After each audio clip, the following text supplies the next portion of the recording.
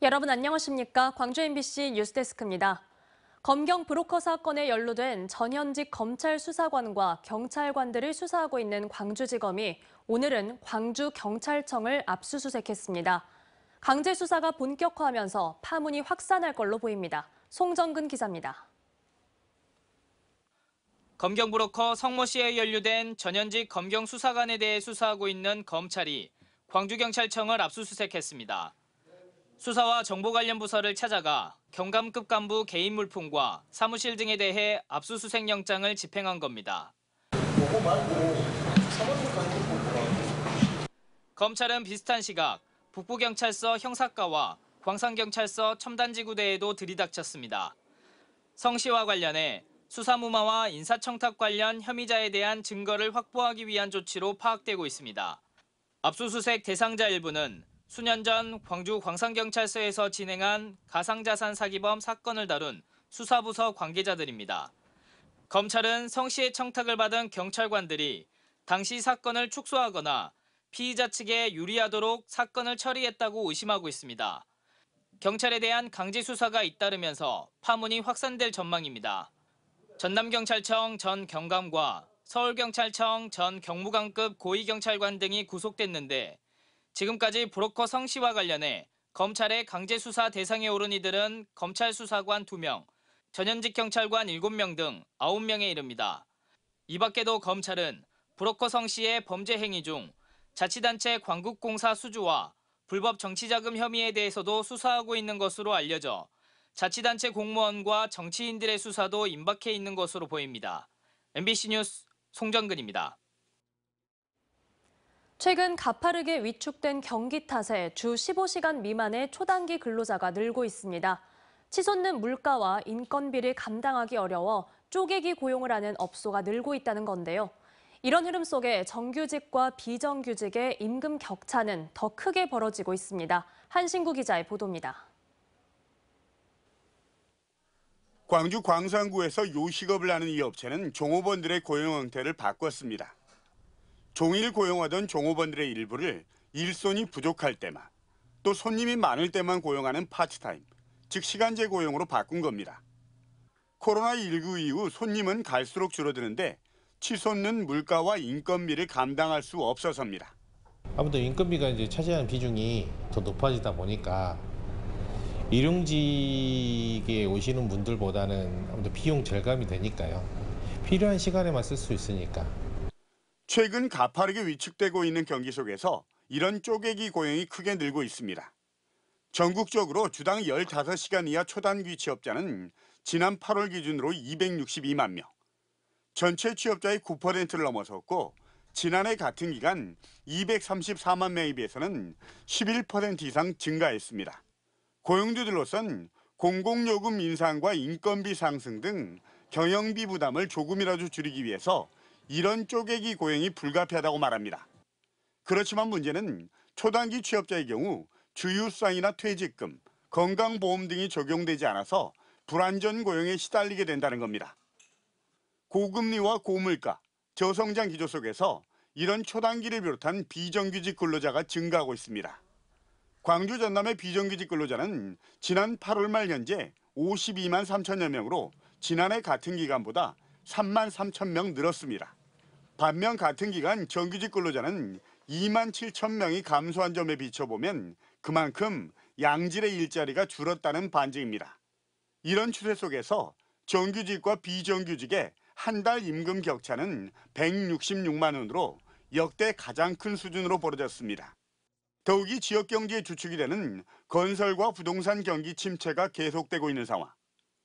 여기에 물가 상승 압력과 저성장 악순환이 반복되면서 비정규직 근로자가 더 늘어날 확률이 높다는 게 지금의 지역 경제가 맞닥뜨린 현실입니다. MBC 뉴스 한신구입니다. 광주시의 내년도 본 예산이 올해보다 2천억 원 이상 줄어든 6조 9천억 원 규모로 편성됐습니다. 이는 역대급 정부 세수 결손의 영향으로 광주의 연간 예산이 줄어든 것은 1998년 국제통화기금 외환 위기 이후 25년 만입니다. 광주시는 상생카드 할인과 소상공인, 청년 등 생활 안정자금, 또 인공지능, 미래차와 같은 미래 먹거리 산업 예산은 유지하고 도서관, 공연장 건립과 같은 토목사업 예산 등은 조정했다고 밝혔습니다. 11월 22일에 세계 김치의 날을 맞아 광주 금남로에서 2023 대한민국 김치대전이 열립니다. 1,122명의 광주 시민들이 5.18 민주광장에 모여서 함께 버무려 만든 만 포기의 김장김치를 어려운 이웃들과 나누는 행사인데요. 이 행사를 준비하고 있는 광주문화방송이 외신 기자들을 만나 이 행사의 의미를 설명하는 자리를 가졌습니다. 임지은 기자입니다. 11월 22일은 우리나라 최초의 식품 법정 기념일 세계 김치의 날입니다. 겨울에 먹을 김치를 함께 버무리고 이웃에게 나눠주는 김장 문화는 43년 전 광주의 공동체 정신과 닮아 있습니다. 김치를 담그고 나누는 김장이 피를 나누고 밥을 나눴던 광주 시민들의 대동정신과 맞닿아 있는 겁니다.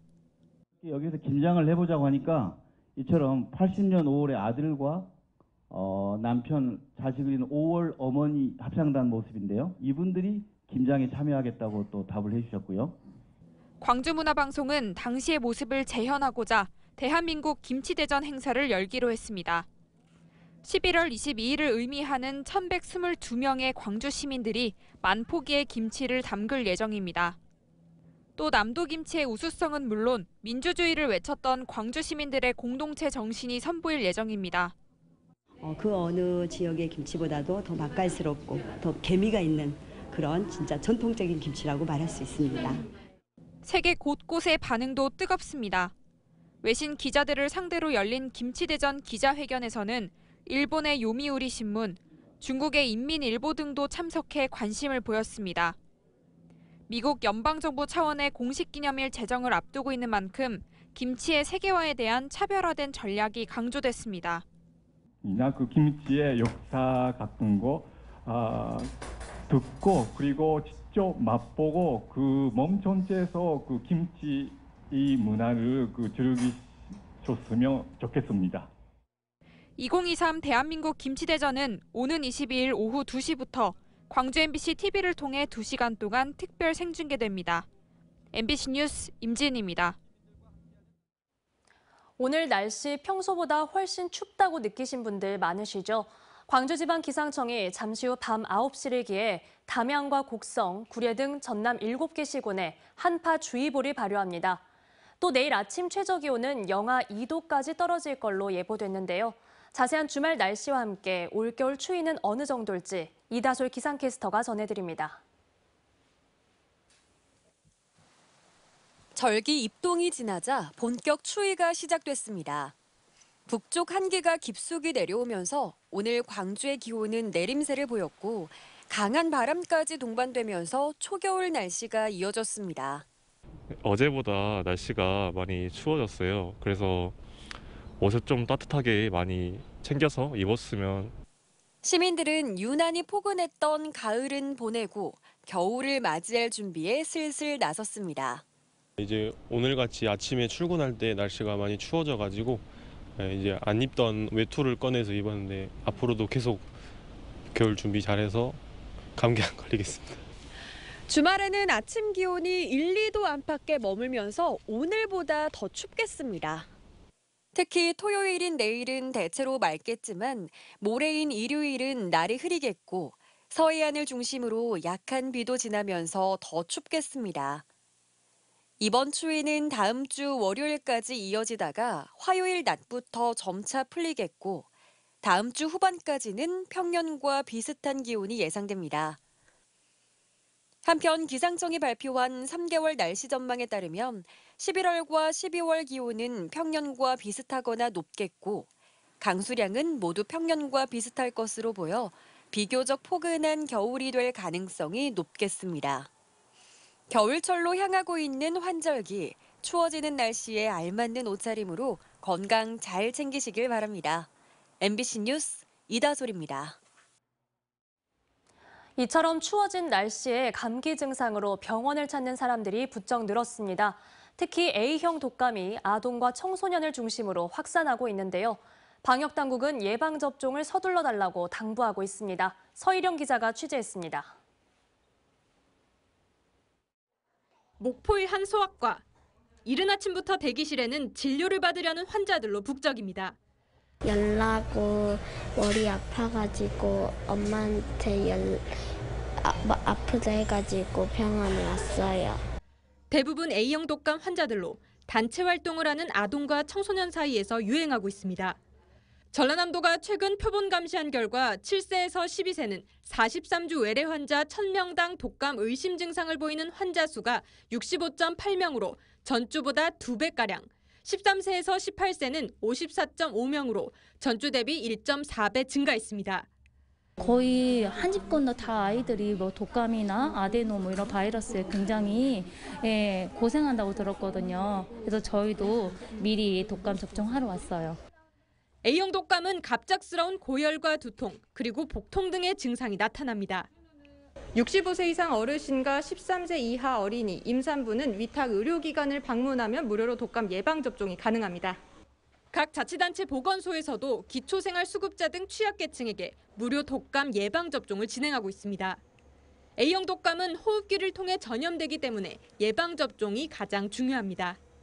물론 접종한다고 100% 예방은 되지는 않습니다. 그러나 약 85에서 90%는 예방이 되기 때문에 가급적 예방접종을 빨리 하셔야 되고, A형 독감 유행으로 일선 학교에서는 결석하는 학생들이 늘고 있는 상황.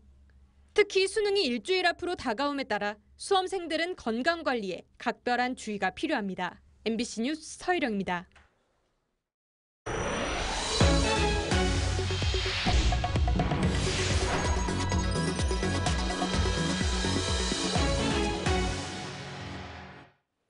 제14회 광주 여성영화제가 진행 중인 가운데 일제에 맞서 한평생을 바친 고 이금주 태평양 전쟁 희생자 광주 유족회 회장과 일제 강제동원 피해자인 양금덕 할머니의 인생을 조명한 다큐멘터리가 상영됐습니다.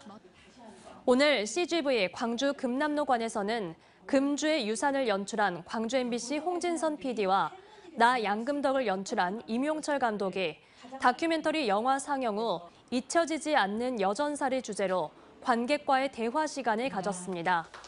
한편 광주 여성영화제는 오는 12일까지 계속됩니다.